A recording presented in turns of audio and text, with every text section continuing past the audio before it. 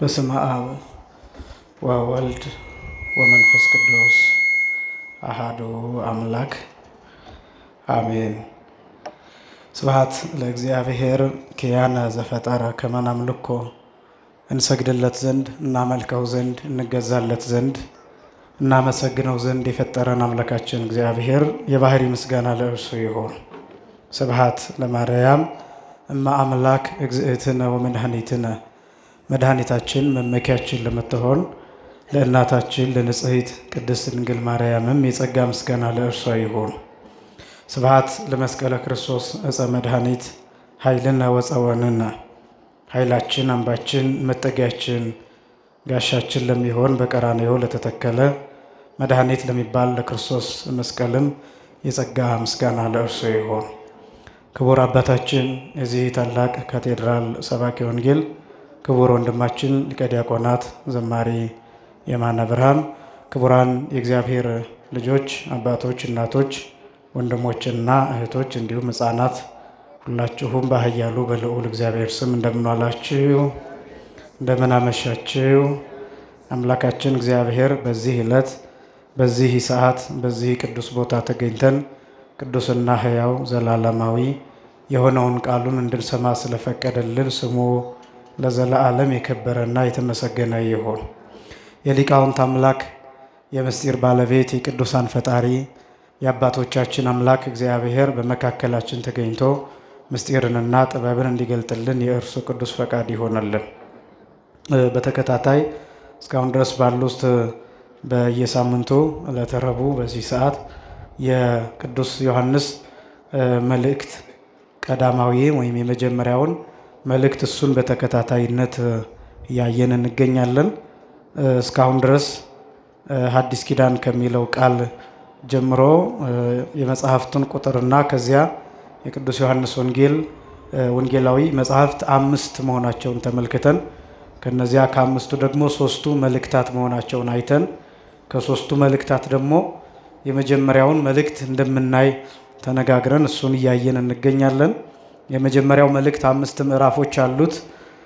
ከነዚህ ከ5ቱ ምዕራፎች የመጀመሪያውን ምዕራፍ ውስን ቃላትን አውጥተን እነሱን እየተመለከትን እንገኛለን። የቅዱስ ዮሐንስ መልእክት የመጀመሪያው መልእክት ምዕራፍ 1 ከቁጥር 1 ጀምሮ ስለ ሕይወት ቃል ከመጀመሪያው የነበረውንና የሰማነውን በዓይኖቻችንም ያየነውን የተመለከትነውንም እጆቻችንም የዳሰሱትን እናወራለን። እስካሁን ድረስ አብዛኛውን ክፍል ይህንን ነው እየተመለከትን የነበረው። አንደኛ የሕይወት ቃል የሚለውን በሁለት ከፍለን አካላዊ ቃልና ዝርው ቃል ብለን ይሄን በስፋት ተመልክተናል። ከዚያ ቀጥሎ ደግሞ ሕይወት የሚለውን ሳምንት ተመልክተናል። ሕይወት የሚለው በሊቃውንቱ አገላለጥ በ3 እንደሚከፈል አይተናል። አንደኛ እንስሳዊ ሕይወት፣ ሁለተኛ ሰብአዊ ሕይወት፣ ሶስተኛ መልአካዊ ሕይወት ብለን እነዚህን በስፋት ተመልክተናል። ከዚያ ቀጥሎ የዚህ ሁሉ ሕይወት ምንጭ የእንስሳትም የሰዎችም የመላእክትም ሕይወት ምንጭ ማን ነው ብለን ይህንን እግዚአብሔራዊ ሕይወት ብለን በመጨረሻ ተመልክተናል። ይህም ማለት በሌላ አገላለጥ ሕይወት የተባለው ራሱ እግዚአብሔር ነው። ስለዚህ የመጨረሻው መዳረሻው ጥጉ እግዚአብሔር ነውና የመጨረሻው ዘላለማዊ ሕይወት የሚባለውም እሱን ማግኘት በሱ መኖር እንደሆነ ሳምንት ይህንን ተመልክተናል። አሁን ዛሬ እያነበብን የተወሰኑ ክፍሎችን ገፋ እናረግና ሳምንት ረቡዕ ግን ቢያንስ ይህንን ምዕራፍ መጨረስ ይኖርብናል ማለት ነው። ስለዚህ ስለ ሕይወት ቃል ብሎ ከመጀመሪያው የነበረውንና የሰማነውን በዓይኖቻችንም ያየነውን የተመለከትነውንም እጆቻችንም የዳሰሱትን እናወራለን ነው የሚለው የዮሐንስ መልእክት የመጀመሪያው መልእክት ምዕራፍ 1 ቁጥር 1 ላይ ያለው ክፍል ማለት ነው። ከመጀመሪያው የነበረው የሚለው የሚያሳየው ቀዳማዊነትን የሚያሳይ ነው። የጌታችን የመድኃኒታችን የኢየሱስ ክርስቶስን ቀዳማዊነቱን የሚያሳይ ነው። ይህም በቅዱስ ዮሐንስ ወንጌል ምዕራፍ 1 ቁጥር 1 ጀምሮ በተደጋጋሚ የሚጠቀስ በመጀመሪያው ቃል ነበረ፣ ቃልም በእግዚአብሔር ዘንድ ነበረ፣ ቃልም እግዚአብሔር ነበረ፣ ይህም በመጀመሪያው በእግዚአብሔር ዘንድ ነበረ ብሎ የሚናገረው ነው። መጀመሪያ የሚለው የትኛውን የሚያሳይ ነው ቢባል ከሁሉም ነገር በፊት ማለት ነው። አሁን መጀመሪያ የሚለው ቃል ከሆነ ነገር በፊት ማለት ምንም ነገር የማይቀድመው ማለት ነው። የዚህ መጀመሪያ የዚህ ቀዳማዊ የሚለው አገላለጥ እኛ ከምናስበው የተለየ ነው። ለምሳሌነት ሲጠቀስ እዚህ መጀመሪያ የመጣው ማን ነው ብለን ብናስብ ምናልባት 11 ሰዓት የመጣውን የመጀመሪያ የመጣ ልንል እንችላለን። ወደ ኋላ ደግሞ ብንመለስ 10 ሰዓት መጥቶ የጸለየ ሰው ይኖራል። 9 ሰዓት ላይ እዚህ የነበሩ ሰዎች ነበሩ። 6 ሰዓት ላይ እዚህ የነበሩ ሰዎች ነበሩ። እነሱንም የሚቀድሟቸው ሰዎች ይኖራሉ። 5 ሰዓት ላይ 4 ሰዓት ላይ የሚቀድሟ ሰዎች ይኖራሉ። ከዛ 2 ሰዓት ላይ ጠዋት የመጣ ከዛ ሌሊት የመጣ ስለዚህ የመጀመሪያው ማን ነው? የኛ አገላለጽ ሁሉ ጊዜ ሪሌቲቭ ነው። ይሄ አንጻራዊ ነው አገላለጻችን። ስለዚህ መጀመሪያ ብለን መጀመሪያ የመጣሁት እኔ ነኝ ቢል አንድ ሰው ምናልባት እሱ የሚመለከተው ከሱ በፊት ያለውን ሳያይ እሱ ከሱ በኋላ የሚመጡትን ሊሆን ይችላል የሚያየው። የጌታችን የመድኃኒታችን የኢየሱስ ክርስቶስ መጀመሪያነት ግን ሪሌቲቭ አይደለም፣ አንጻራዊ አይደለም፣ ብቻውን ነው። ይሄ መጀመሪያ ሲባል ቀዳማዊ ሲባል ብቻውን የቆመ ነው። በነገራችን ላይ ኢተርኒቲ ተብሎ የሚጠራው ይሄ ነው። ዘላለማዊነት የሚባለው መጀመሪያም የሌለው መጨረሻም የሌለውን ነገር ማሳየት የሚችል ነው። ለዚህ ነው ራሱ ጌታ ሲናገር በራእየ ዮሐንስ ተደጋጋሚ የሚገለጠው ቃል አልፋ እና ኦሜጋ የሚለው አገላለጥ ቀዳማዊ ነው፣ ዳህራዊም ነው፣ ኋለኛ ነው፣ እንደገና ደግሞ መጀመሪያ ነው፣ ፊተኛ ነው፣ እንደገና ደግሞ ኋለኛ ነው፣ ዘላለማዊ ነው፣ መጀመሪያም ነበር፣ ያን መጀመሪያ ማወቅ የሚችል የለም። ለምሳሌ ወደ ኋላ ወደ ስነ ፍጥረት መነሻ ብንሄድ ዕለተ እሁድ ላይ ቅዳሜ ለእሁድ አጥቢያ ዓለም ከመፈጠሩ በፊት ጨለማ እንደነበር ነው የሚነገረው። መነሻው ጨለማ ነው፣ ብርሃን አይደለም። ብርሃን የጨለማ ልጅ ነው። በነገራችን ላይ ብርሃን የተገኘው ከጨለማ ነው። ያ ማለት ብርሃን ራሱ ትርጉም የሚኖረው ጨለማ የሚባል ነገር ሲኖር ብቻ ነው። ለምሳሌ እነዚህ አምፖሎች እየደመቁ የሚሄዱት ጨለማ እየሆነ ሲሄድ ብቻ ነው። ስለዚህ ብርሃን ከጨለማ የሚወለድ ነው፣ ከጨለማ የሚገኝ ነው። በጠቅላላ በጣም ብዙ ኃይል የሚባሉ ነገሮች በሙሉ ከድካም የሚወለዱ ናቸው።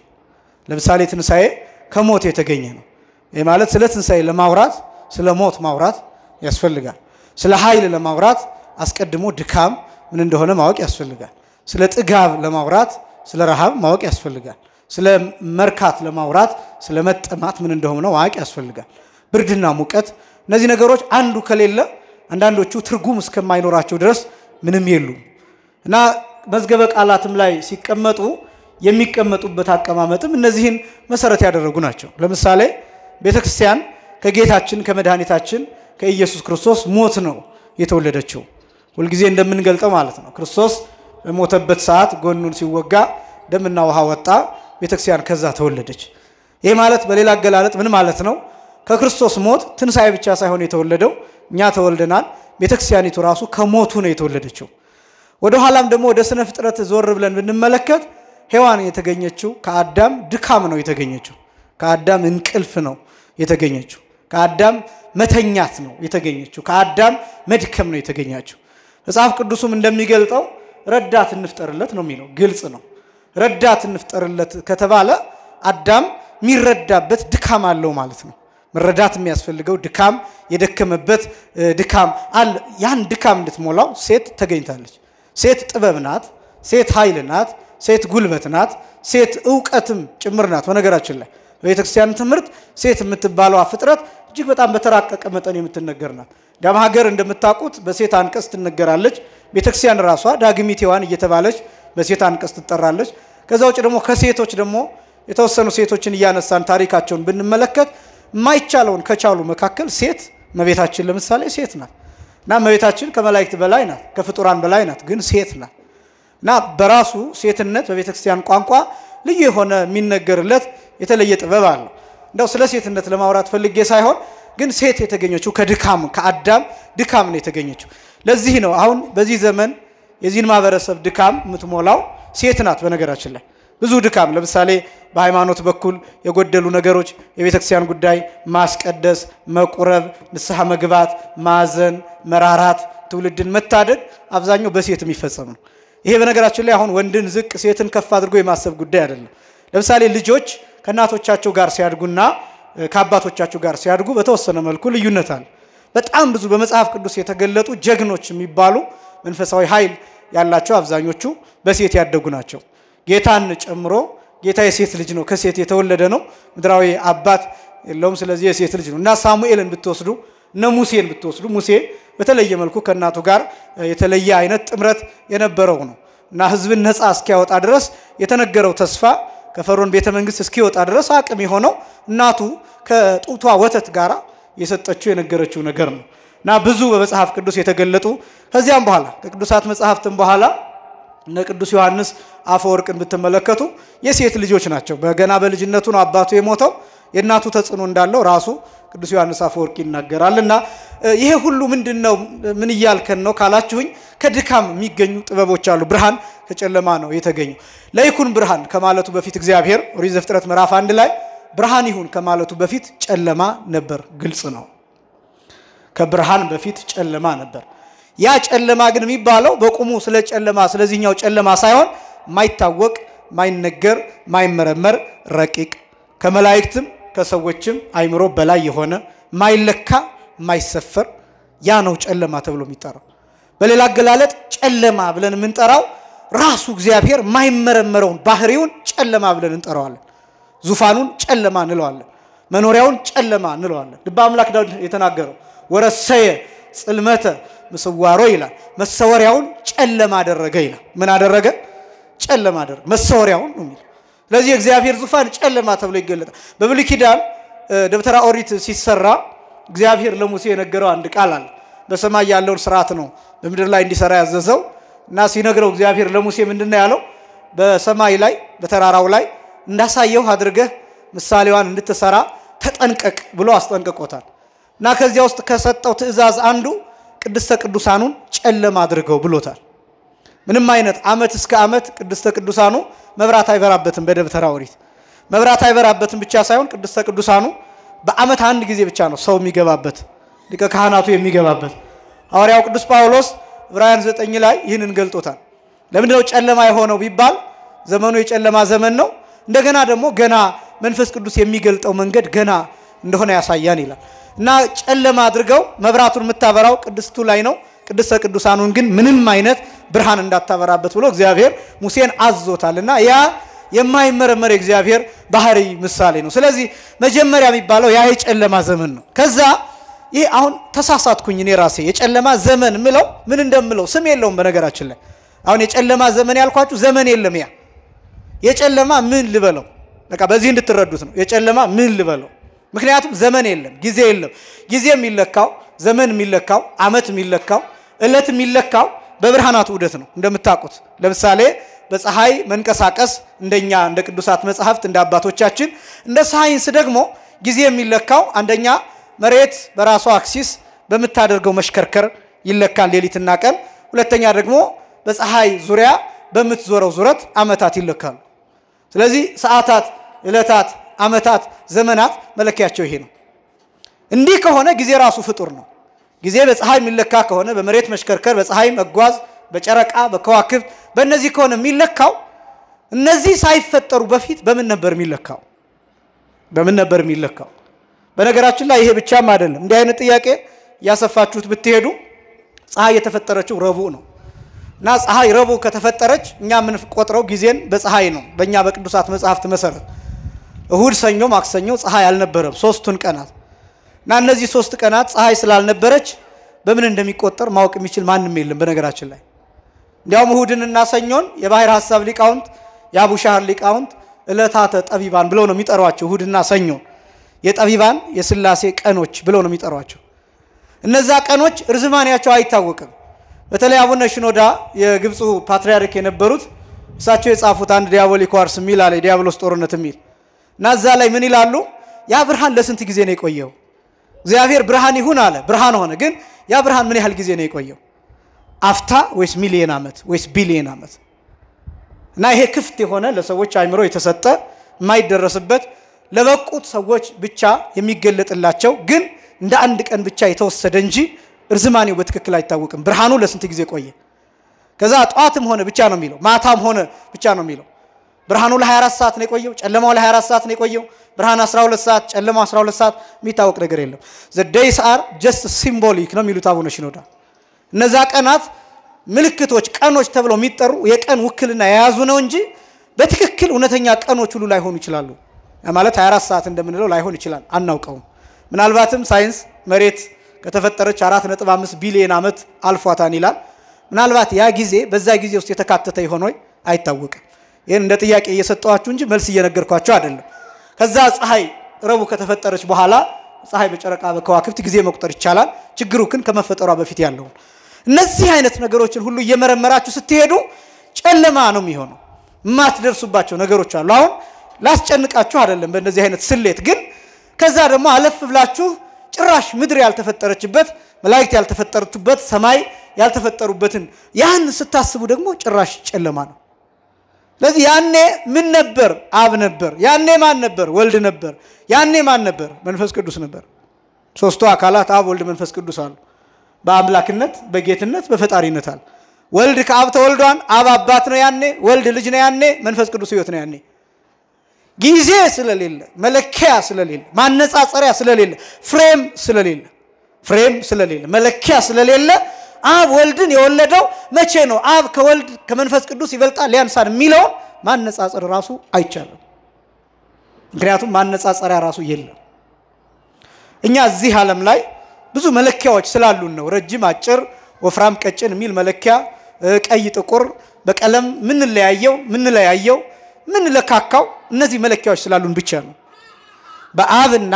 በወልድ በመንፈስ ቅዱስ መካከል እነዚህ ነገሮች የሉ ስለዚህ 318ቱ ሊቃውንት እንዲህ ይላሉ ይትበሃል ዘ ጊዜ ወበዘ ከመዝ መዋዕል ወለዶ አብ ለወልዱ በዚህ ዘመን በዚህ ጊዜ በዚህ ሰዓት አብ ወልድን ወለደው ሊባል አይችልም ምክንያቱም ጊዜ ፍጡር ነው ስለዚህ ጊዜ ያኔ የለም በዚህ ምክንያት ገሌ ይበልጣን ገሌ ያንሳን ማለት አይቻልም በቃ ይሄ እንኳን አይደለም ስላሴ ይቅርና እነዚህ 3D አራተኛ ዳይሜንሽን ይያልን ምን ጠራቸው ነገሮች አሉ ከአይምሮ በላይ የሆኑ ማይታዩ ሚቻሉ ማይመስሉ ነገሮች አሉ ማንደርስባቸው ከታይም አክሲስ ውጪ የሆኑ እኛ ካለንበት ስፔስ ታይም ውጪ የሆኑ ነገሮች እነዚህ ነገሮች መለካት መናገር ማንችላቸው አሉ ሳይንቲስቶች ለምሳሌ ስለ ብላክ ሆል መናገር ማይችሏቸው ምስጢራት አሉ እንደምታውቁት ማቴማቲክስ የሚያልቅበት የፊዚክስ ቀመር ማይሰራበት የፊዚክስ ቲዮሪ ማይሰራበት ሪሌቲቪቲ ቲዮሪ ማይሰራበት እና ምን እንደሚከሰት እዛ ውስጥ ማይታወቅ ምን እንደሚሆን ምናልባት እዛ ብሄድ የሆነ አካል እድሜ ወደ ኋላ ሊቆጥር የሚችልበት ግን ደግሞ ምንም አይነት ትንታኔ መስጠት ማይቻልባቸው እዚህ ዩኒቨርስ ውስጥ አሉ ማንደርስባቸው አሁን እነዚህ ነገሮች ለመናገር አይደለም በዚህ አንፃር እግዚአብሔር ደግሞ ጭራሽ አይመረመርም ነው እዚህ ዓለም ፈጣሪ እዚህ ዩኒቨርስ ፈጣሪ እዚህ ጋላክሲ ፈጣሪ የከዋክብቱ ፈጣሪ ፕላኔቶቹ ፈጣሪ ጭራሽ አይደረስበትም ያ ጨለማ ተብሎ ይጠራል ጨለማ ይባላል ያን ነው ጨለማ ብለን የምንጠራው መጀመሪያ የሚባለው እሱ ነው ከመጀመሪያ የነበረው የሚባለው እሱ ነው በመጀመሪያ ቃል ነበር የሚለው ያንን ነው ግን ያን ማንንም ዮሐንስ ወንጌላዊ ቢሆን እንዲያው አባቶቻችን አንድ የሚሉት ነገር አለ ቅዱስ ዮሐንስ ወንጌሉን ሲጽፍ ከምስጢረ ሥላሴን አስፍቼ አራቅቄ ጽፋለሁ ብሎ ነበር የጀመረው ይላሉ እና ቅዱስ ዮሐንስ ይጽፍ የነበረው ይህንን ባህር አጠገብ ሆኖ ነበር ወንጌሉን ይጽፍ የነበረው መልእክቱን ሳይሆን ወንጌሉ እና ሲጽፍ አንድ መልአክ መጥቶ ባህሩን በእንቁላል ቅርፊት እየቀዳ ያፈሳል እና ዮሐንስ እየጻፈ ድምጹን ይሰማል በእንቁላል ቅርፊት እየቀዳ ባህሩን ሲያፈሰው ይሰማልና ከዛ ዮሐንስ ወንጌላዊ እንዴ ምን እየሰራህ ነው አለ ባህሩን ቀድቼ ለመጨረስ በእንቁላል ቅርፊት ባህሩን ለማድረቅ ባህሩን ቀድቼ ለመጨረስ እየሰራሁ ነው አለ እንዴት አድርገህ በእንቁላል ቅርፊት ይሄን ሁሉ ባህር እንዴት አድርገህ ቀርተህ ትጨርሰዋለህ ሲለው አይ ይሄ ማቀላል ነው አንተ እንኳን አለ ምስጢረ ሥላሴን ከመጀመሪያው ጀምሮ እናገራለሁ ብለ የጀመርክ ሞኝ አንተ አላህ አይደል እንዴ ብሎ መልአኩ በዚህ ነገሩ ተሰወረ እና ከዛ ዮሐንስ ደንግጦ እንደውም ወንጌሉን በደንብ ስታነቡ ብታስተውሉት ዮሐንስ በቀጥታ ምን እንዳለ ታውቃላችሁ በመጀመሪያ ቃል ነበረ ቃልም በእግዚአብሔር ዘንድ ነበረ ይያለ ይራቀቅ የነበረ ሰውዬ ከዛ ልክ መልአኩ ይሄን ካለው በኋላ ምን እንዳለ ወሃሎ አሐዱ በዚህ ዘስሙ ዮሐንስ የሚባል አንድ ሰው ነበር ነው ያለው ተንኮታክቶ ሌላውን ተውትና የ5500 ዘመኑን በሙሉ ዘሎ መምህሩ ዮሐንስ መጥምቅ ጋር ነው የመጣው ደመሃል በመጀመሪያ ቃል ነበር ይሄ ማለት ዮሐንስ የጀመረው ከዓለም መፈጠር በፊት የነበረው ነው ልክ ግን መልአኩ እንዲህ እንዳለው መታቆት ያን ሁሉ ትቶ ነሙሴን አልፎ ናብርሃምን አልፎ ነዳዊትን አልፎ ስሙ ዮሐንስ የሚባል አንድ ሰው ነበር ብሎ ከራሱ ከመምህሩ ከዮሐንስ መጥምቅ ጀመረ ከቅርቡ ማለት እና እነዚህ ነገሮች የሚያሳዩት ምስጢረ ሥላሴ ምን ያህል ረቂቅ እንደሆነ ነው። መጀመሪያ የሚለው ቃል ከመጀመሪያ የነበረው እሱን የሚያሳይ ነው። እንግዲህ ስለ ሕይወት ቃላንን እነዚህን አየን፣ ሕይወትንና ቃልን። ከዛ መጀመሪያ የሚለውን አየን። መጀመሪያ የሚለው የሚገለጥ አይደለም። የዮሐንስ ወንጌል ምዕራፍ 1 ላይ ያለው ይሄም እንደዛ ቀዳማዊነቱን የሚያሳይ ነው። ከመጀመሪያው የነበረውንና ይላል። ከዛ ዮሐንስ የሰማነውን ይላል። ከዛ በአይኖቻችን ያየነውን ይላል። ከዛ የተመለከትነውን ይላል። ከዛ እጆቻችን የዳሰሱትን እናወራለን ይላል። አሁን ለምንድን ነው እነዚህን ሁሉ መጥቀስ ያስፈለገው ቅዱስ ዮሐንስ ቢባል ከዚህ በፊት የነገርኳችሁ የምታስተውሉ የምትከታተሉ ካላችሁ ወንጌሉ የተጻፈበት መልእክታቱም የተጻፉበት በተለይ ጌታ የተገለጠበት ዘመን ብዙ ፈላስፎች የነበሩበት ዘመን ነው እና በዚያ ዘመን ብዙ አይነት ይሄ በዘላለም ሕይወት ጉዳይ እውነት ምንድነው በሚል ጉዳይ በምንድነው የሚረጋገጠው እውነት የሚለው በጣም ሰፋፊ ጥያቄዎች ስለነበሩ ቅዱስ ዮሐንስ እነዚህ ለማረጋገጥ ነው ይሄን የጻፈው። በተለይ ደግሞ በዚያ ዘመን ሶፊስቶች የሚባሉት ወይም ሶፊስትስ እነዚህ በፍልስፍናቸው እውነት የሚረጋገጠው በአምስቱ የስሜት ሕዋሳት ነው ብለው ያምኑ ነበር። ይሄ ማለት የታየ ነገር ሁሉ እውነት ነው፣ የተሰማ ነገር ሁሉ እውነት ነው፣ የተሸተተ ነገር ሁሉ እውነት ነው፣ የተቀመሰ ነገር ሁሉ እውነት ነው፣ የተዳሰሰ ነገር ሁሉ እውነት ነው ብለው ያምኑ ነበር። ይሄን ፍልስፍና ይዘውት የሚጓዙ ሰዎች ነበሩ በዚያ ዘመን። ስለዚህ ዮሐንስ ማረጋገጫ ቢጠየቅ ይሄን ነው ማለት የሚችለው። እውነትህ ምንድነው? ማረጋገጫህ ምንድነው? በምንድነው የሚታወቀው ካላችሁኝ ምስክርነት ነው ብለናል። ታስታውሱ እንደሆነ የዮሐንስ መልእክት የመጀመሪያው መልእክት ምዕራፍ 1 ምስክርነት ተብሎ ነው የሚጠራው ሙሉ ምዕራፉ። ይሄ ምስክርነት የሚባለው ደግሞ ቅዱስ ዮሐንስ ወንጌላዊ በአይኑ ያየውን በጆሮው የሰማውን በእጁ የዳሰሰውን እነዚህን ነገሮች ነው የሚመሰክረው ዮሐንስና ምስክርነት ይባላል። ስለዚህ ሲያረጋግጥ እኔ ራሴ አይቼዋለሁ፣ እኔ ራሴ ሰምቼዋለሁ፣ እኔ ራሴ ዳስሼዋለሁ የሚለው ለማሳየት ነው። ስለዚህ ይሄ ምስክርነት ቀላል አይደለም። እጆቻችን የዳሰሱት እሱን ነው የምናወራው፣ በአይኖቻችን ያየነውን ብሎ የሚገልጥበት ምክንያት ይሄ ነው። እንደ ማረጋገጫ በዛ ዘመን ዋናው ይሄ ስለነበረ ከዚያ ቀጥሎ ዮሐንስ አንድ አስደናቂ ነገር ይናገራል። ሕይወትም ተገለጠ አይተንማል ይልና እንመሰክርማለን ይላል። ሕይወትም ተገለጠ ይላል። እስኪ በሉ ሕይወትም በሉ እስኪ ሕይወትም ተገለጠ አይተንማል። አሁን ሕይወት ከዚህ በፊት እንግዲህ ሕይወት እንስሳዊ፣ ሕይወት ሰብአዊ፣ ሕይወት መልአካዊ ብለን እነዚህን ተመለከትን። ከዛ ደግሞ ሕይወት የሚባለው ራሱ እግዚአብሔር ነው ብለን አየን። የእነዚህ ነገሮች ምንጫውን ጥበብ የሚባል እውቀት የሚባል እነዚህ ነገሮች ካያችሁ መጨረሻው ለምሳሌ እኛ ጥበበኞች ልንባል እንችላለን። የሆነ ነገር ሰርተን አቤት ገሌ ጥበበኛ ነው ልንባል እንችላለን። ጥበብ ግን አይደለንም። መታወቅ ያለበት ስለ ሕይወት ያለን አረዳድ ብዙ ሊሆን ይችላል፣ የተራቀቀ ሊሆን ይችላል። የፈለገ ቢሆን ግን ማንም ሕይወት አይደለም። እውነተኞች ልንሆን እንችላለን ከዚህ በፊት የገለጥኩት፣ እኛ ግን እውነት አይደለንም። ማንም ቢሆን እመቤታችንም፣ ጻድቃንም፣ ሰማዕታትም መላእክትም እውነተኞች ናቸው፣ ጻድቃን ነው የሚባሉት እንጂ እውነት ግን አይደሉም። እውነት ማን ብቻ ነው ብለናል? እግዚአብሔር ብቻ ነው። ይሄ በደም መታወቅ ያለበት እውነት እግዚአብሔር ብቻ ነው። ጥበብ የሚባለው ራሱ እግዚአብሔር ብቻ ነው። ሌሎቹ ጠቢባን ሊባሉ ይችላሉ፣ ጻድቃን ሊባሉ ይችላሉ፣ ሕያዋን ሊባሉ ይችላሉ፣ በብዙ መልክ ሊጠሩ ይችላሉ። መጨረሻው ጥጉ ግን እግዚአብሔር ጋር ነው ማለት ራሱ እግዚአብሔር እና የሕይወት ትርጉም ራሱ እንዳልኳችሁ ባለፈው ባዮሎጂካሊ ስናጠና ከእጽዋት ልንጀምር እንችላለን። ሕይወት ያላቸው ናቸው እጽዋት። ከዛ ቀጥሎ እንስሳትን እናጠናለን። ከዛ ቀጥሎ ሰዎችን እናጠናለን። ከዛ እየረቀቅን ስንሄድ መላእክትን እናጠናለን። ከዛ ግን እግዚአብሔር ጋር እናርፋለን። እንደውም የኛ ሊቃውንት ራሱ ማዕረገ ርቀት የሚባላል። ይሄ የረቂቅነት ማዕረግ ሲሰጡ ነፋስ አለ፣ ከዛ ነፍስ አለች፣ ከዛ መላእክት አሉ፣ ከዛ ሥላሴ ይላሉ። ነፋስ ይረቃል። ለምሳሌ ያው ነፋስ እንደሚታወቀው ሚክስቸር ኦፍ ሴቨራል ጋዝስ አይደል የምንለው። የአየር ማለት የብዙ ጋዞች ድብልቅ ነው። ኖብል ጋዞች ኦክሲጅን እና ናይትሮጅን ሌላውም እንደዛ ቅልቅል እነሱ ናቸው። አየር ማለት እሱ ነው። ነፋስ ማለት ነው። ነፋስ ማለት ሙቪንግ ኤር ማለት ነው። ሌላ ነገር አይደለም። የሚንቀሳቀስ አየር ነው ነፋስ የሚባለው። ፕሬሸራይዝ የሆነ አየር ማለት ነው። እና ነፋስ ረቂቅ ነው። ለምን ረቂቅ ያሉት የኛ ሊቃውንት ማይክሮስኮፕ የላቸውም፣ አላዩትም።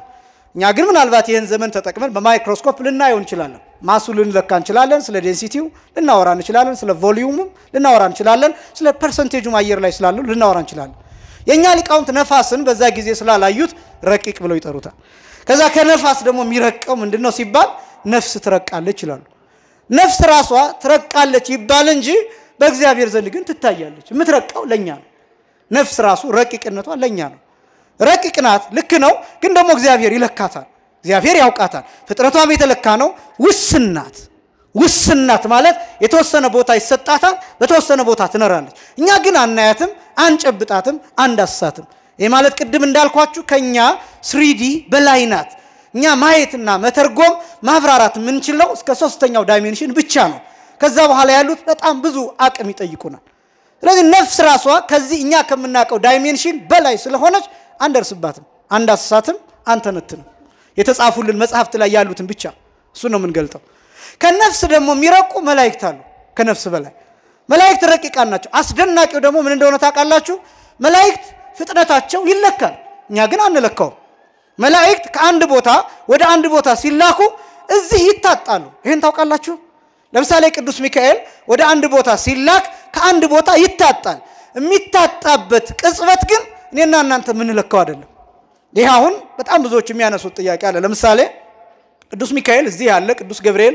ቅዱስ ሚካኤል እዚህ ያለ ቅዱስ ሚካኤል ሌላ ቦታ አለ ቅዱስ ሚካኤል አፍሪካ ውስጥ ሌላ ሀገር ቅዱስ ሚካኤል አሜሪካ ውስጥ አለ አንድ ሰው ቅዱስ ሚካኤልን በሚለምንበት ጊዜ እንዴት ብሎ ቅዱስ ሚካኤል የዚህን ሰው ሁሉ ልመና እንዴት ሊሰማ ይችላል ሚሉ ጥያቄዎች ይነሳሉ ለምን እንደሆነ ታውቃላችሁ የመላእክት ፍጥነት ከኛ ንግግር በላይ ፈጣን ሙሉአን አይደሉ መላእክት በሁሉም ቦታ ሙሉ አይደሉ ፍጥነታቸው ግን ከኛ ንግግር ማንኛውም ሰው ተሰብስቦ ከሚናገረውና ያን ንግግር ከመስማት በላይ ነው ፍጥነታቸው የሚሄዱት በእግዚአብሔር ብርሃን ነው ያ ብርሃን ደግሞ ረቂቅ ብርሃን በአንድ ሰከንድ እንደምታውቁት 300,000 ኪሎ ሜትር ይጓዛል ምንም አይነት ኤር ሬዚስተንስ በሌለበት ቦታ ስፒድ ኦፍ ላይት ኢን ቫኪዩም 3 times 10 raised to 8 meter per second የሚባለው ማለት ነው እና ብርሃን በአንድ ሰከንድ 300,000 እነዚህ ነገሮች የምጠቅሰው በነገራችን ላይ የሆነ ይሄን የተራ ያለማዊ ዕውቀት ምናምን ለማሳየት አይደለም እንድትረዱት ያስፈልጋል ምን ይሄ ማስረጃ እንዲሆንና ከራሳችሁ ዕውቀት ጋር አገናኝታችሁ እንድትይዙት ነው እና ብርሃን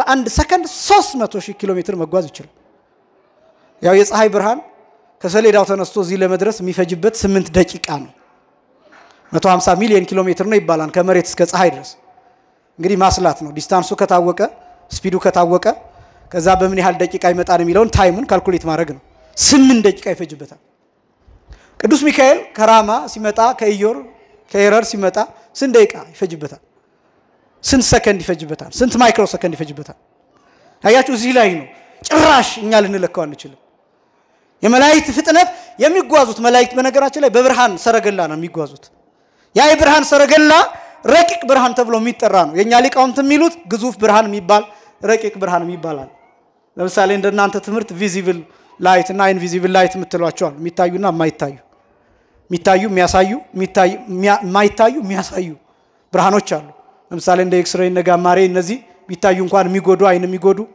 እነዚህ በጣም ፍሪኩዌንሳቸው ከፍተኛ የሆነ ኢነርጂያቸው ከፍተኛ የሆነ ዌቭሌንግዛቸው በጣም ሾርትሊ ኦከር የሚያደርግ እነዚህ ብርሃኖች ኢንቪዚብል የሚባሉ ናቸው የማይታዩ ብርሃኖች ናቸው እነዚህን ብርሃኖች የኛ ሊቃውንት ምን እንደሚሏቸው ታውቃላችሁ ረቂቅ ብርሃን ይሄ ረቂቅ የሚባለው ብርሃን ሰው ነፍስ ውስጥ ሲወጣ ሰውየው ይቀየራል ስላችሁ ያለበት የሰውነት ሁኔታው መጠኑ ምናምን ይቀየራል ማለት አይደለም ፈጣን ይሆናል ዓለም ላይ ያለው ነገር መረዳት ይችላል ለምሳሌ ስልኮቻችንን እንጠቀማለን ኢንተርኔት እንጠቀማለን እዚህ ሆነን ያለ ምንም ልዩነት አሜሪካ ውስጥ የሚደረገው ነገር ማየት እንችላለን ይሄ እንግዲህ ኤሌክትሮን ፓርቲክልስን ተጠቅመን አሁንኛ ቴክኖሎጂውን ብቻኛው በቃ ስልጣኔ ዕውቀት ቴክኖሎጂው ነው ብለን ስለደመደምን ያኛውን ስለማናየው እንጂ በቅዱሳን ዓለም የተመስጦ ውስተ ብርሃን አብይ የሚባል ማዕረግ አለ በተሰጥሞ ውስተ ብርሃን አብይ የሚባል በትልቅ ባህር ውስጥ መሰጠም ትልቅ ብርሃን ውስጥ መሆን የሚባል በብርሃን ባህር ውስጥ ጎርፍ ውስጥ መሰጠም የሚባል ማዕረግ አለ እነዚያ ቅዱሳን በዚያ ማዕረግ ሲሆኑ ተራራ ይከለክላቸው በባህር ላይ ይሄዳሉ በሰከንዶች ውስጥ አውሮፓ አሜሪካ መገኘት ይችላሉ በሰከንዶች ውስጥ ይሄ አንሳህስሆ መንፈሳዊ ተብሎ ይጠራል ወይም ደግሞ ሁሰት ዘበመንፈስ ተብሎ ይጠራል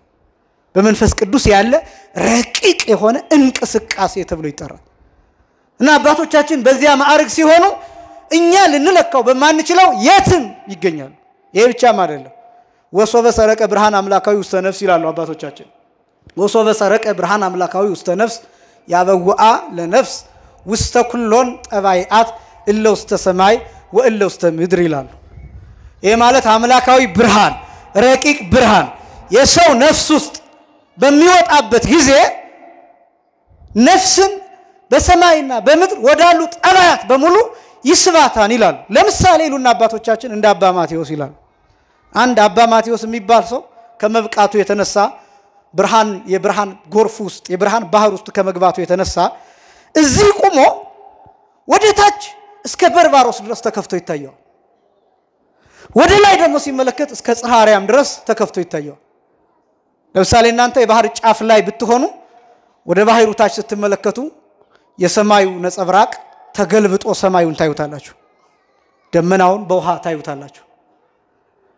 እሱ የሚያየው ነጸብራቅ አይደለም። የቆመበት ቦታ ባዶ ሆኖ አየር ላይ ሆኖ ያ ማለት መሬት ሳይከለክለው ማለት ነው። ተራራ ሳይከለክለው ለምን እዚያ ብርሃን ውስጥ ስለሚገባ። ይሄን አንድ ምሳሌ ብቻ ሰጥቻችሁ ደግሞ ልለፍ። ለምሳሌ ኤክስሬይ ትነሳላችሁ። አሁንኛ ፎቶ ስንነሳ ፎቶ የሚያነሳን ከላይ ብቻ ነው የሚታየው ነገር ብቻ ነው ፎቶ የሚያነሳው። ውስጣችንን ፎቶ ያነሳው አጥንትሽ ይሰበር አይሰበር ይጎዳ አይጎዳ ምናምን ውስጥ ያለው ነገር ሳምባ ይበላ አይበላ ካሜራ ያነሳው። በኤክስሬይ ስንነሳ ግን ኤክስሬዩ የሚያደርገው ሰውነታችን ውስጥ ገብቶ አጥንታችን ውስጥ ያለውን ስብራት ጭምር ቲሹአችንን ያነሳል። አያችሁ አጥንታችን ሳይከለክለው ቆዳችን ሳይከለክለው ስጋችን ሳይከለክለው ገብቶ ውስጥ ምን እንዳለ ያሳያል። አልትራሳውንድ እንደዛ ያሳያል። ውስጥ ያለውን ጽንስ እንዴት እንደሚንቀሳቀስ ቆዳን አልፎ ስጋን አልፎ ውስጥ ያለውን እንቅስቃሴ እንደ ፊልም ያሳያል። ቪዲዮ እየቀረጸ ያሳያል። ከዚህ በጣም እየረቀቃችሁ ስትሄዱ ተራራውን አልፎ የህንጻ አልፎ ሌላውን አልፎ ሌላ ሀገር ምን እንደሚሰራ ያሳያል። እነ ኤልሳ ምስክር ናቸው። እዚያው ያሉበት ሀገር ውስጥ ሆነው እዚያ ምን እንደሚመከር ያውቁ ነበር። ዙሪያቸውን ያሉትን መላእክት ያዩ ነበር። እና እነዚህ ረቂቃን የሆኑ ይከብዳችኋን እየተባሉ ማይነገሩ እነዚህ ነገሮች በጣም አስደናቂ ናቸው። እና ህይወትን በጣም ከፍ ያረጋችሁ ስትሄዱ መጨረሻ ላይ ስላሴ ጋር ትደርሳላችሁ። የማዕረገ ርቀት መላእክት አልኳችሁ ከዛ ስላሴ እሱ ግን አይገለጥም። ረቂቅነት አሁን የአብ አካል ረቂቅነቱ ምን ያህል ነው አይገለጥም። የወልድ አካል ረቂቅነቱ ምን ያህል ነው አይነገርም። የመንፈስ ቅዱስ አካል ረቂቅነቱ ምን ያህል ነው አይገለጥም አይተረጎምም። መጽሐፍትም ሊያስቀምጡም አይችሉም። እግዚአብሔር በመጽሐፍት እንደሚገባው ከተገለጠ እሱ እግዚአብሔር አይደለም። ሁሉ ጊዜ መጠበቅ ያለባችሁ እንደዚህ አይነት ነገር። አንዳንዶቻችን ስለ እግዚአብሔር ሙሉ መረጃ ማግኘት የምንፈልግ ሰዎች አለ። እንዲህ ከሆነ እንዴት እንደዚህ ከሆነ እንዴት እግዚአብሔር ልክ እንደኔ የምታብራራው ከሆነ እግዚአብሔር አይደለም ያ እኔ ነኝ ማለት ነው። አንተ የምትገልጠው ከሆነ አንቺ የምትተረጉሚ ከሆነ እኔ ለእናንተ እግዚአብሔርን አምጥቼ እንደቁስ እግዚአብሔር እኮ እንደዚህ ነው ይያልኩ ያገላበጥኩ መነግራችሁ ከሆነ እኔም ልክ አይደለሁም እሱም እግዚአብሔር አይደለም። ሁሉ ጊዜ እግዚአብሔር ከአእምሮ በላይ ነው።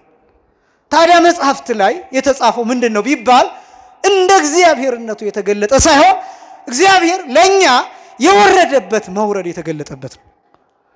ሪቨሌሽን የሚባለው ዲቫይን ሪቨሌሽን የሚባለው ለኛ በሚመጥን የተገለጠበት እንጂ ለሱ በሚመጥን ማንንም አይቶት አያውቅም። ለዚህ ነው ወንጌላዊ ቅዱስ ዮሐንስ በወንጌሉ ዮሐንስ ወንጌል ምዕራፍ 1 ቁጥር 18 ላይ ለእግዚአብሔር አልቦ ዘርእዮ ግሙራ እግዚአብሔርን ያየው አንድ ስንኳ የለም።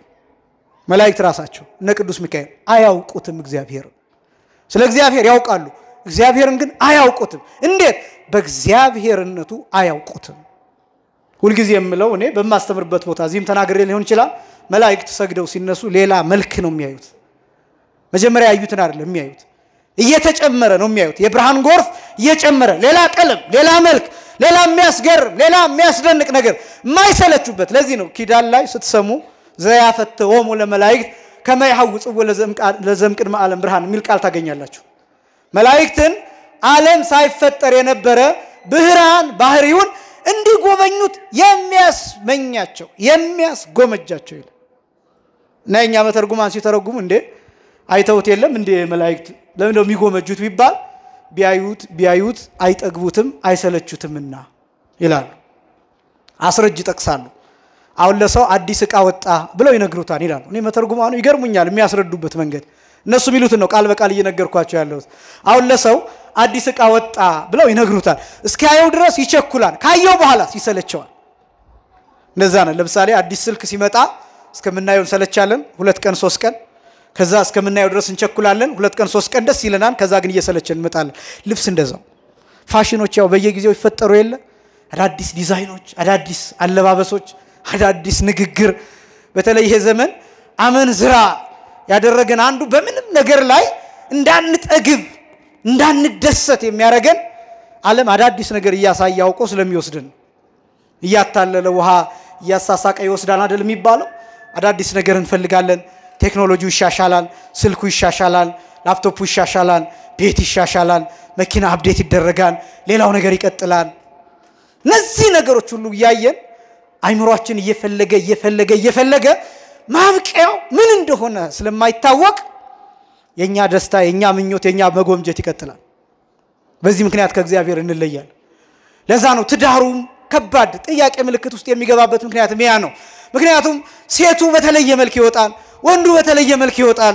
ይታያል ይለብሳል ፋሽን ይከተላል ያምርባታል ሁሉም ትኩረት ለመሳብ ይፈልጋል ትኩረት ለመሳብ እዚህ ምድር ላይ እዚህ ዓለም ላይ አለ የሚባል ውድ ነገር በሙሉ ይደረጋል ስለዚህ ሰዎች ትኩረታቸውን እዛ ላይ ማሳረፍ ይጀምራሉ በዛ ምክንያት ሚስቱን መናቅ ይጀምራል በዛ ምክንያት ባሏን መናቅ ትጀምራለች አዲስ ነገር ፍለጋ ትዳሩን መተው ይጀምራል ቤተሰቡን መርሳት ልጆቹን መርሳት ይጀምራል ይቀጥላል ይሄ ዓለም ውስጥ ያለ ነው ለምሳሌ በፊት አካባቢ ምን ተጠቀማቸው ነበሩ አይደለ ለምሳሌ ትዊተር መጠቀም የትልልቅ ሰዎች ነበር ከዛ ፌስቡክ መጠቀም አሁን ፌስቡክ የትልልቅ ሰዎች ሆኗል አሁን ቲክቶክ አለ አሁን ደግሞ ከቲክቶክ በላይ ደግሞ ሌላ ፈጣን ነገር ይመጣል እነዚህ አልጎሪዝሞች እነዚህ ፕላትፎርሞች እንዴት እንደሚሰሩ ታውቁ የለ አንድን ቪዲዮ የትኛው እንደሚያዝናናንና ለስንት ደቂቃ እንደምናየው ካልኩሌት ተደርጎ እንታወቃለን በደንብ እንታወቃለን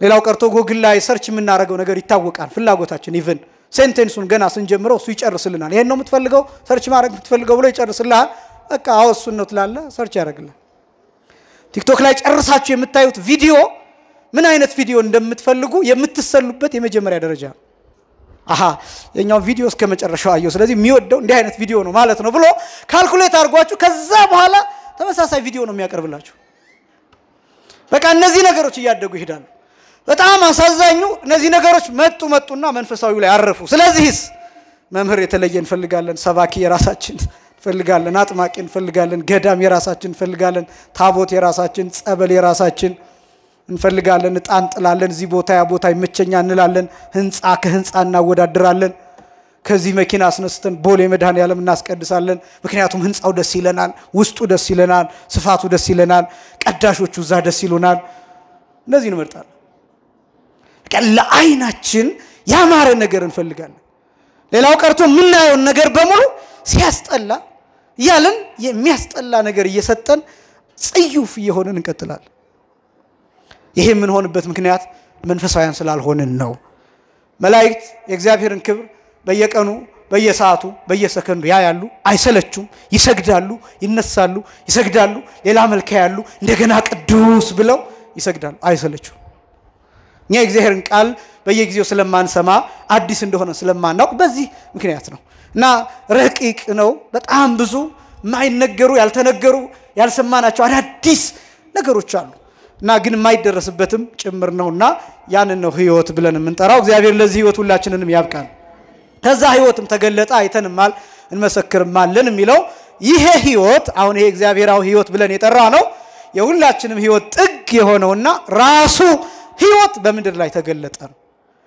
አሁን አስደናቂ የሚያደርገው ለምሳሌ አሁን ስለ ጥበብ ብዙ ይወራል አይደለ ጥበብ ግን አካል አለው ወይ ቢባል ምን ትላላችሁ ለምሳሌ ስለ ፍቅር ብዙ ልናወራ እንችላለን ስለ ፍቅር ሲባል ስለ ተቃራኒ ጾታ ፍቅር ስለ ማህበራዊ ፍቅር ስለ ባልንጀራ ፍቅር ስለ እናት አባት ፍቅር ግን ፍቅር ራሱ አካል አለው ወይ ከዛ ፍቅር ተገልጧል ፍቅር እኮ እዚህ ቦታ ታየ እኮ ብትባሉ ምን ታረጋላችሁ ፍቅር ይታያል ወይ አሁን ስለ ህይወት ብዙ አይነት ፍልስፍናዎች አሉ ግን ህይወት ራሱ ይታያል ምክንያቱም ህይወት አካል የለውም ብለን ነው የምናስበው ህይወት ግን ራሱ እግዚአብሔር ነው እነዚህ ረቂቃን በጣም ደስ የሚሉ እኛ ውስጥ ስሜት የሚመስሉ በጎ ነገሮች አካል አላቸው እሱም እግዚአብሔር በቃ እነዚህ በጎ ነገር ምን እላቸው በሙሉ አካል አላቸው እርሱም እግዚአብሔር ነው ያ ማለት እግዚአብሔር ፍቅር ነው እዚሁ ላይ የምናየው ብርሃን ራሱ እግዚአብሔር ነው ሕይወት ራሱ እግዚአብሔር ነው እውነት ራሱ እግዚአብሔር ነው ጥበብ ራሱ እግዚአብሔር ነው ማንጨብጣቸው በተአምር በፊልም በመናምን ልናሳያቸው በግጥም የተወሰነ ልንገልጣቸው በቀኔ ልንፈላሰፍባቸው የምንችልባቸው ነገሮች ግን አካል የሌላቸው መጨረሻቸው ራሱ እግዚአብሔር የሚደረሰው እዚያ ነው ውበት ሁሉ ጌጥ ሁሉ ማማር ሁሉ እነዚህ ነገሮች በሙሉ የሚያርፉት እግዚአብሔር ጋር ራሱ እግዚአብሔር እዚህ ጋር ስንደርስ ነው መግለጥ የሚያቀተን እዚህ ጋር ስንደርስ ነው አሁን ዮሐንስ የሚለው ሕይወት ተገለጠ ነው የሚለው አይተንማል ይላል እንመሰክርማለን ይላል ይሄን ስታነቡት ዝም ብላችሁ ታልፉታላችሁ ሕይወት ግን ተገለጠ ሲባል እንዴት ሕይወት ነው ተገለጠ ሕይወት ያለው ሰው አይደለም ተገለጠ እየተባለው ራሱ ሕይወቱ ተገለጠ እየተባለ ያለው ሕይወት ያለው ሰው ምድር ላይ ተንቀሳቀሰ አይደለም እየተባለ ያለው ሕይወት ራሱ ነው ተገለጠ እየተባለ ያለው ሕይወት ተገልጧል ተሰቅሏል ተገርፏል ሙቷል ከዛ ሕይወት ሆኗል ለሌላው ሕይወት ተገለጠ ማለት ይሄ ከዛ አይተንማል ይላል ዮሐንስ ወንጌላዊ አይተናል ይላል በጣም አስደናቂው ደግሞ ሕይወት ራሱ ተገልጦ ሕይወት ያላቸው ሰዎች ሕይወትን ገርፈው ሰቅለውታል ሕይወትን አሳደውታል ሕይወትን መተውታል ሕይወትን ሰድበውታል እና እነዚህ ነገሮች ብዙ ረቂቅ ናቸው እውነት ለመናገር ይከብዳችኋልም ይያልኩ እንደገና እኔም መግለጥ እየተቸገርኩኝ ዞሮ ዞሮ ሕይወት ተገልጧል ታይቷል ይሄን መስክሯል ከአብ ዘንድ የነበረውንም ለኛም የተገለጠውን የዘላለምን ሕይወት እናወራላችኋለን ይላል ለምንድን ነው ይሄን ማለት ያስፈልገው አንደኛ ይሄ ሕይወት ከየት ነው የመጣው ሕይወት ተገለጠ ያለው ከየት መጣ የተገለጠው ሕይወት ከአብ ዘንድ ነው የሚለው ሁለተኛስ ይሄ ሕይወት ጊዜያዊ አይደለም ምክንያቱም እንስሳው ሕይወት ብለናል አይደል ይሞታሉ ሕይወታቸውን ይቀማሉ ይቀራሉ ያልቃል ሰውስ በሞት ይወሰድበታል በትንሳኤ ይመለስለታል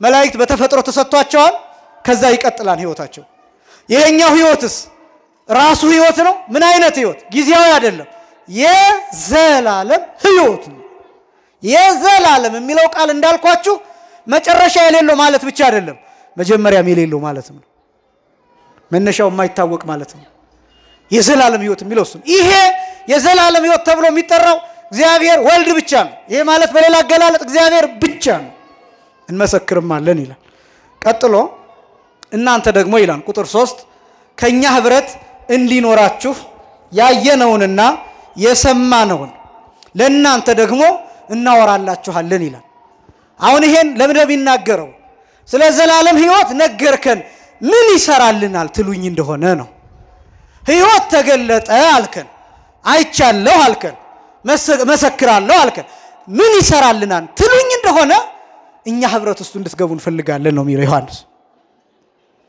የእናንተ ህብረት ምንድነው ትሉኝ እንደሆነ ከዚህ ሕይወት አንድ የሆንበት ህብረት ማለት ነው ይሄን ሕይወት የተቀበልንበት ይሄን ሕይወት ያደረግንበት በዚህ ሕይወት ምን እንኖርበት ማለት ነው ይሄንን ህብረት ክርስቲያናዊ ህብረት ተብሎ የሚጠራው እናንተ ደግሞ ከኛ ጋር ህብረት እንዲኖራችሁ ያየነውንና የሰማነውን ለእናንተ ደግሞ እናወራላችኋለን ህብረታችንም ከአባት ጋር ከልጁም ጋር ከኢየሱስ ክርስቶስ ጋር ነው ይላል አሁን እናንተ ህብረት መግባት ምን ጥቅም አለው ትሉኝ እንደሆነ እኛ ጋር አንድ ስትሆኑ ከኛ ጋር ህብረት ስትመሰርቱ ከአብና ከወልድ ጋር ከመንፈስ ቅዱስ ጋር ህብረት ይኖራችኋል ይሄስ ምን ይባላል በዚህ ልጨርሰው ይሄ ሱታፌ ሥላሴ ተብሎ ይጠራል እስኪ በሉ ሱታፌ ሥላሴ በሉ እስኪ ድገሙት ሱታፌ ሥላሴ ከሥላሴ ጋር መሳተፍ ማለት ነው አሁን ብዙ ጊዜ ያው ምስጢረ ሥጋዌ ሲገለጥ እግዚአብሔር ወልድ ሰው ሆነ ሥጋን ተዋሃደ ጥቅሙ ምንድነው ሲባል የኛን ሥጋ ተዋህዶ ከሶስቱ አካላት አንዱ ነው ያ ማለት የኛ ሥጋ በሰማይ አለ በኪሩቤል ጀርባ አለ የዚህ ጥቅም ምንድነው ሲባል እኛ ወደዛ እንድንሄድ ነው በቃ ከዛ መጨረሻ ምንድነው የሚሆነው ባለፈው ያልኳችሁ ነገር ትዝ ይላችሁ እንደሆነ መጨረሻ ላይ ሙተን ስንነሳ ምንድነው የሚከሰተው ክርስቶስ ራሳችን ሆኖ እኛ አካል እንሆናለን እስኪ በሉ ክርስቶስ በሉ ራስ ሆኖ እኛ አካል እንሆናለን ስለዚህ ያን ጊዜ ስንት አካል ነው የሚኖረው አንድ አካል አሁን የሚመስላችሁ ሙተን ስንነሳ ብዙ ቁጥር ነው አይደል ትዝ የሚላችሁ የሁሉ ህዝብ ዓለም ላይ የነበረው ክርስቲያን እዛ ሄዶ እየተንጋጋ ተሰልፎ እየሄደ እንደዛ ነው የምናስበው ግን እንደሱ አይደለም ሁላችንም ተሰብስበን የክርስቶስ አካል ይሄን በርግጥ መዘርዘር ማብራራት አይቻልም መናገር አይቻልም ረቂቅ ቅዱስ ጳውሎስ ግን የሚለው ነገር አለ ብዙዎች ስንሆን በክርስቶስ ስንት እንሆናለን ይላል